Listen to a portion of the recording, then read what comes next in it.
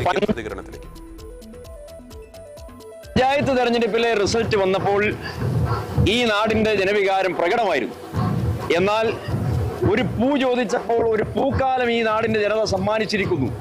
പഞ്ചായത്ത് തെരഞ്ഞെടുപ്പിനേക്കാൾ മഹാവിജയമാണ് നിയമസഭാ തെരഞ്ഞെടുപ്പിൽ 5 നിയോജക മണ്ഡലങ്ങളും തിരിച്ചു പിടിച്ചുകൊണ്ട് UDF കരസ്ഥമാക്കിയിരിക്കുന്നത്.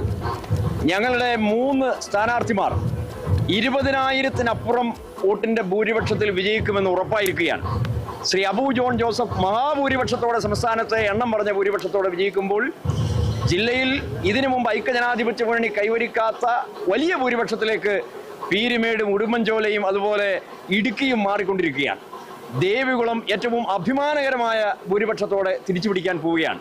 അപ്പോൾ ഐക്യജനാധിപത്യ മുന്നണിയെ സംബന്ധിച്ചിടത്തോളം പഞ്ചായത്ത്, വാർഡ് മുതൽ അസംബ്ലി ഉൾപ്പെടെ പാർലമെന്റ് ഉൾപ്പെടെ സമ്പൂർണ്ണമായ വിജയം ഇടുക്കി ജില്ലയിൽ കൈവരിക്കാൻ സാധിച്ചുവെങ്കിൽ ഐക്യജനാധിപത്യ മുന്നണി ഈ നാടിനോട് കാണിച്ചതായിട്ടുള്ള പ്രതിബദ്ധതയ്ക്ക് നാടിന്റെ ജനത അതിന് വലിയ അംഗീകാരം നൽകിയിരിക്കുന്നു. ഞങ്ങൾ എത്രത്തോളം ഈ നാടിനോട് കടപ്പെട്ടിരിക്കുന്നു എന്നുള്ളതാണ്.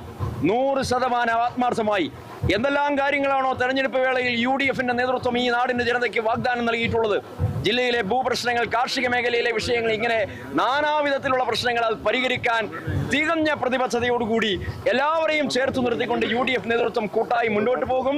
UDFന്റെ വിജയിച്ച മുഴുവൻ സ്ഥാനാർത്ഥിമാരെയും, തെരഞ്ഞെടുപ്പിന് നേതൃത്വം നൽകിയ DCC പ്രസിഡന്റ് ഉൾപ്പെടെയുള്ള UDFന്റെ സമ്പൂർണ്ണ നേതൃനിരയെയും ഈ അവസരത്തിൽ ഞാൻ പ്രശംസിക്കുകയാണ്. നാടിന്റെ ജനത വട്ടിയൂർക്കാവിൽ K മുരളീധരൻ ജയത്തിലേക്ക് എന്ന പ്രധാനപ്പെട്ട ഒരു അപ്ഡേഷൻ വരുന്നുണ്ട്.